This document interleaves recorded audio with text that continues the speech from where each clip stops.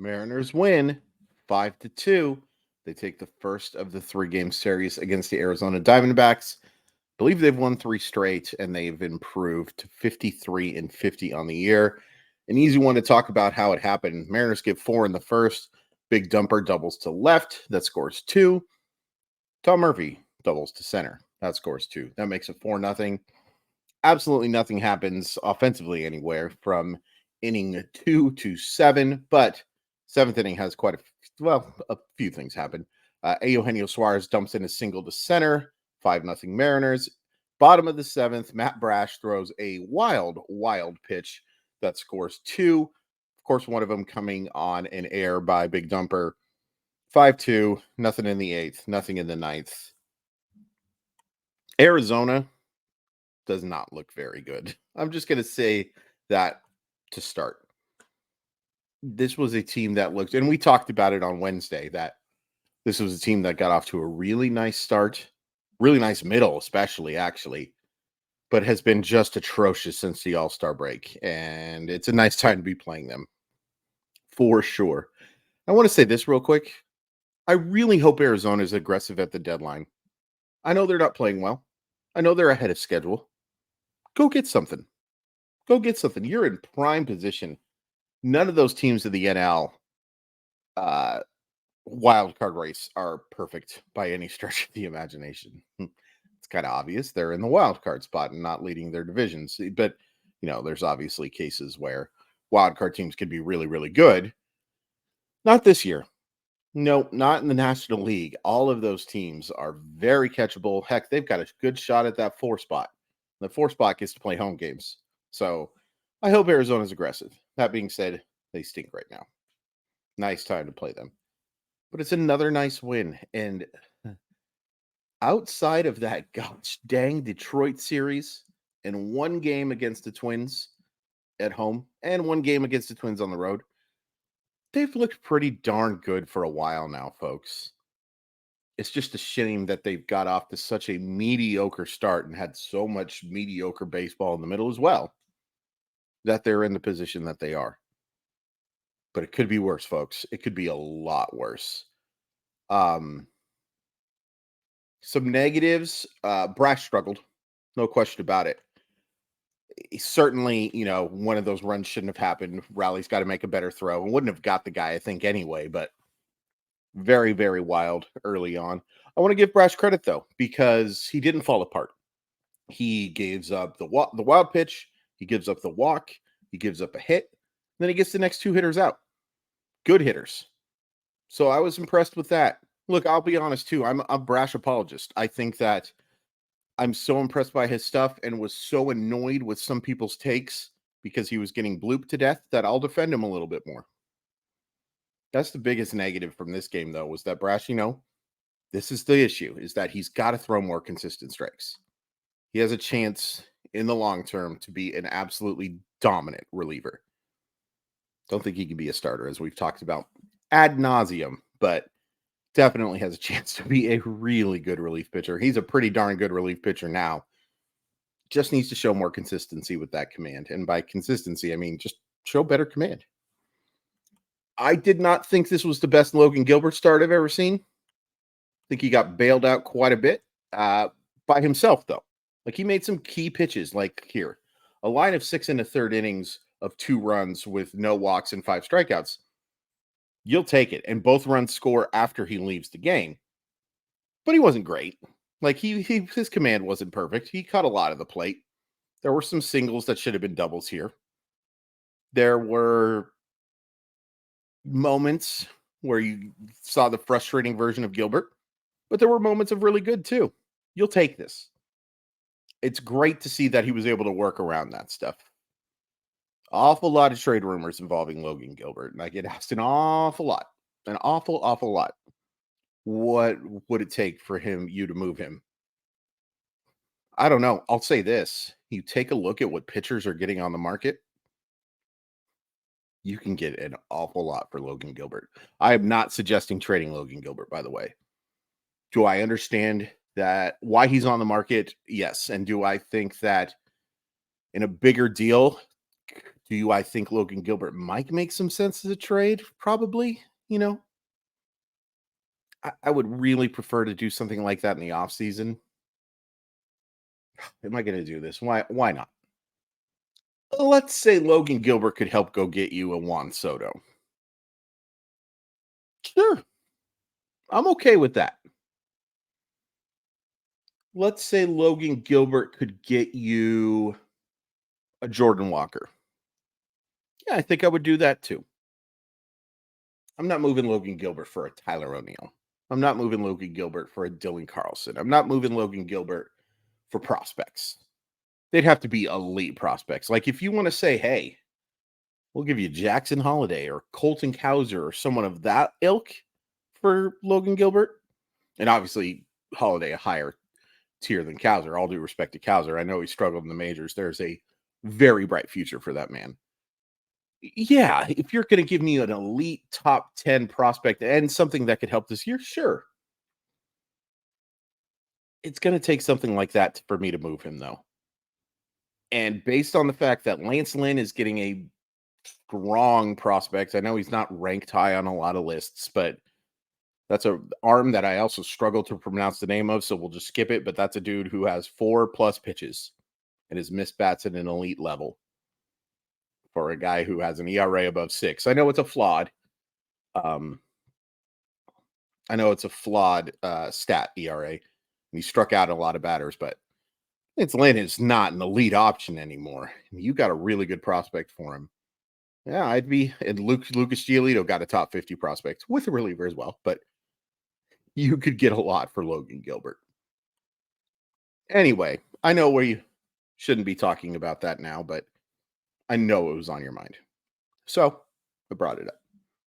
It would take something special for me to move Logan Gilbert in the middle of the season while you're still plainly in contention. Really nice job by Andres Munoz and Paul Sewald. Both issue a walk, but work around it just fine. And we talked about Brash, so we won't talk about that anymore. But not Brash's best effort by it. No, very bad. But I was impressed that he was able to get those next 2 hitters out after falling and looking so poor with that control, which was going all over the place. I was impressed to see that. Offensively, Dylan Moore struggled. Eugenio Suarez gets the RBI. This was not a good game for him offensively. No, I know he does get the blooper and it does score a run and it ends up not meaning a whole heck of a lot. The only thing it does is it meant keeping a bloop and a blast from meaning something. But this was not a good game from him. And he hasn't looked real good since he went on that run. He is such an important part of this team, folks. He has to start hitting again. Teoscar struggled, but did draw a walk. Intentional walk in the first inning. When's the last time you saw an intentional walk in the first inning? I realize 75% of the work had already been done, but like, when's the last time you saw that? It's been a while for me. And it ended up being a pretty poor decision. Moore struggled. Teoscar did not have the great game outside the walk. Suarez, like we said. Yeah, that's really it for negatives. There's a ton of positives offensively here, despite the fact that it was just one inning for most of the offensive production. Julio looks so good. So good. He just missed 2 homers tonight, especially that last one. And I think that would have gotten out in some parks. I think the exit velocity was like 109 on that ball that he just drilled into center field. Couple hits, reaches by walk. He's on fire right now, and it's just heartening. I think everybody knows that I have very little long-term concerns with Julio. I've been frustrated, especially the late inning stuff. But there's just no denying how good this dude is. He's special. I've said that word probably. This is episode 103 of the year. I've probably said special with Julio, if we count that last one too, 839 times. And I'll say it a lot more. Just an unbelievably great player. Awesome to see Cal Rally's been swinging the bat a whole heck of a lot better too. His throwing issues have been a little frustrating. He's such a good receiver that you kind of deal with it, but I'd like to see him be a little bit better in that regard for sure. Again, I think that run scores either way, even with the air, but you know, make better plays. But he's swinging the bat really well. A pair of doubles tonight, drives in those 2 runs. Tom Murphy scorched the ball again tonight. Tom Murphy needs to be in the lineup as the designated hitter every night against lefties at the very least. And if there's a lefty on the mound on Sunday or whatever, and you want to give Big Dumper a day off, so be it. But Tom Murphy should be in the lineup against every single left-hander for the rest of the year, without question. I will say that a little birdie told me that there have been some other teams interested in Tom Murphy. I don't think you're trading him now, partially because everyone in that clubhouse loves that guy.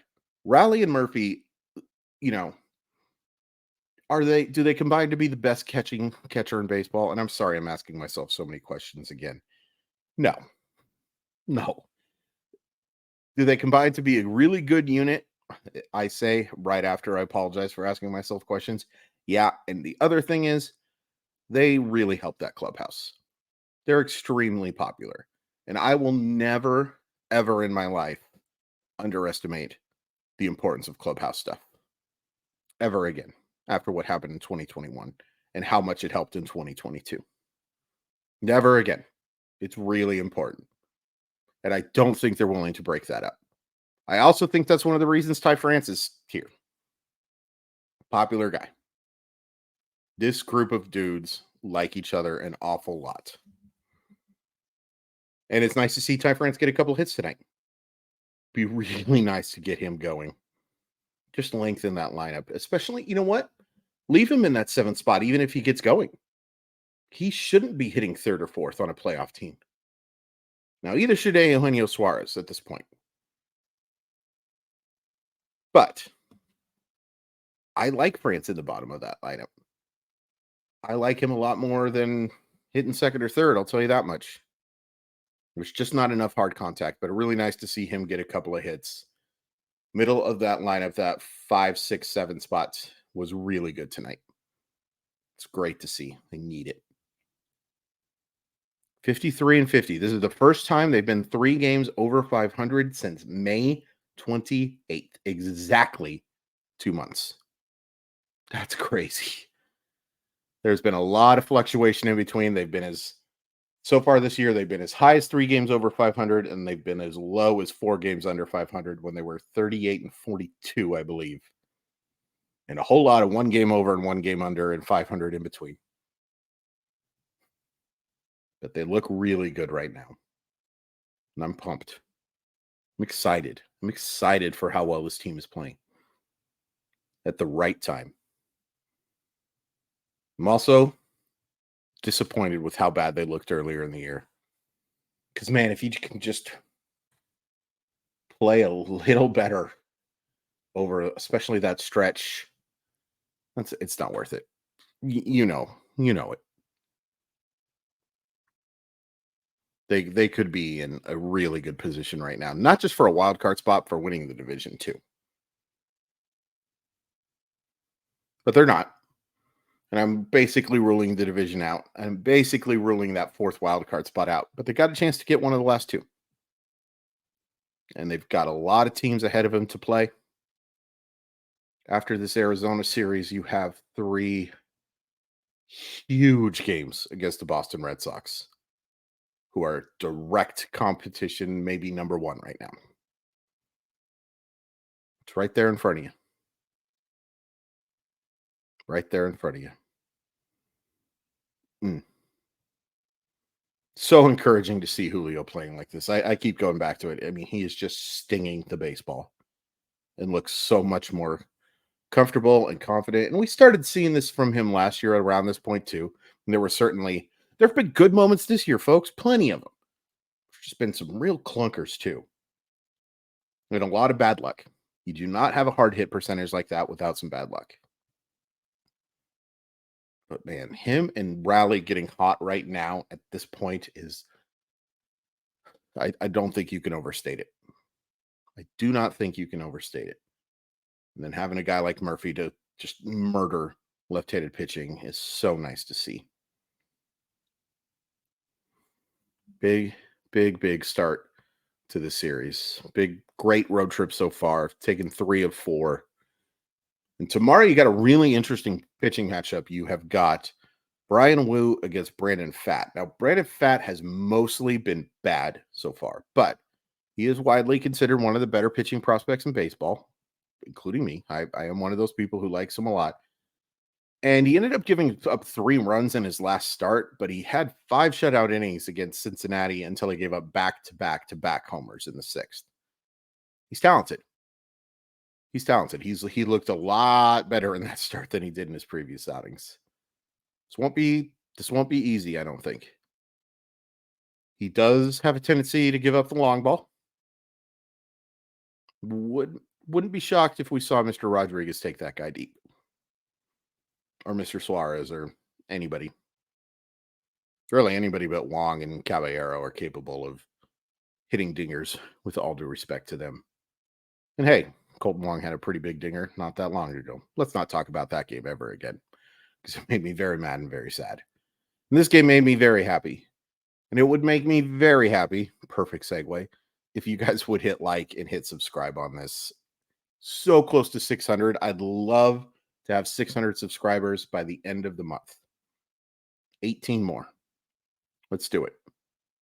Thank you. Also follow me on Twitter or X or Gino Globin or whatever the heck they're calling the thing now. At Crawford_MILB. Blue Sky at Crawford Chris V. Sports Sometimes podcast. My episode with Mr. Michael Bauman was outstanding, as I expected. That guy's just terrific and had a bunch of stuff to talk about.